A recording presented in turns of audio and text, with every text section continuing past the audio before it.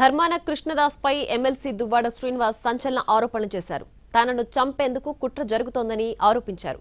తాను చావుకు భయపడే వ్యక్తిని కానని, తనపై ఎవరు దాడి చేస్తారో రండి అంటూ నిమ్మాడ హైవేపై సవాల్ విసిరారు.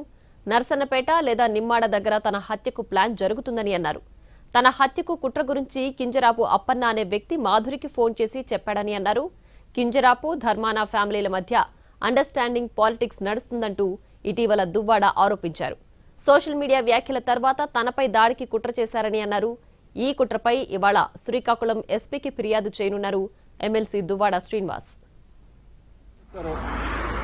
నేను ఈరోజు ఇదిగో నిమ్మాడ జంక్షన్లో మించుమించు 11:30 అవుతుంది. మరికొద్ది దూరంలోనే టెక్కలుంది, వెళ్తున్నాను. ఒకవేళ చంపాలి, నరకాలి లేదా అటాక్ చేసి కొట్టేయాలి అనుకుంటే ఐఎమ్ రెడీ. నేనేం తప్పు చేశాను?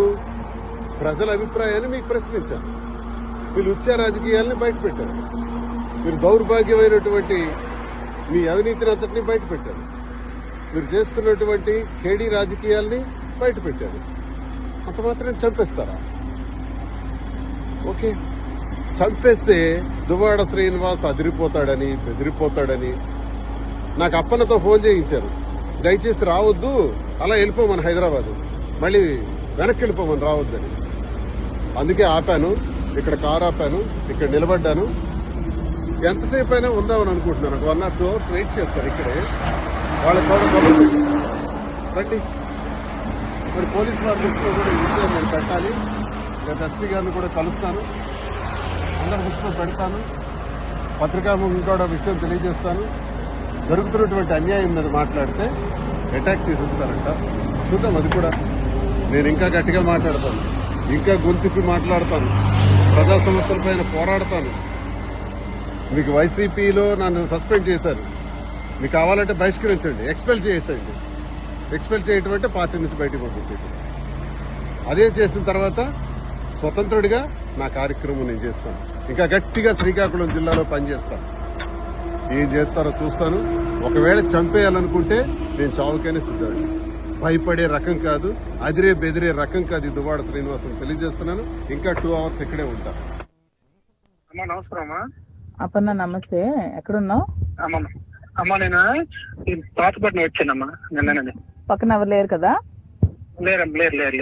అదే సార్ విజయవాడ ఆగాను సార్, కాఫీ దిగారు. ఏంటి అప్పన్న ఇందాక ఫోన్ అది ఏంటి నాకు అర్థం కలగదు, ఒకసారి నాకు చెప్పు క్లారిటీగా. అమ్మా నిన్న నేను దోసం దగ్గరికి వెళ్ళానమ్మా. దోసం దగ్గరికి వెళ్తే ఏట్రా మీ వాడు రెచ్చిపోతున్నాడు, మరి ఇలాగ ఉండదురా, మరి ఇక్కడ నర్సన్నపేట దాటి వెళ్ళలేడు, ఇక పైలు వెళ్ళిపోతే వెళ్ళిపోవాలి కానీ మేము అందరం కొడేస్తాంరా అనేసి అన్నాడు.